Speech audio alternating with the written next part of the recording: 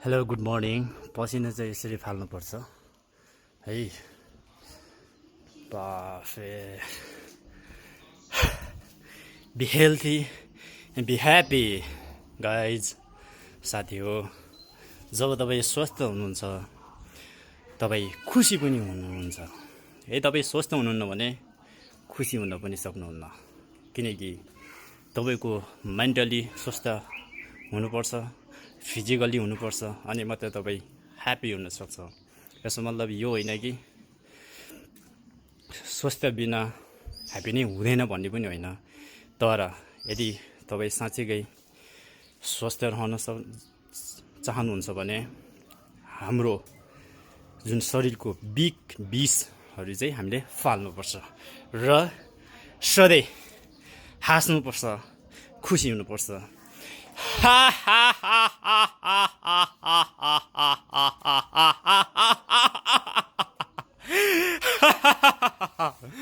Guys, शुभ दिन, सुस्वास्थ्यको कामना। ह्याप्पी दसैँ, शुभ दिन रहोस्, सुस्वास्थ्य रहोस्, शुभकामना तपाईँहरू सबैजनालाई।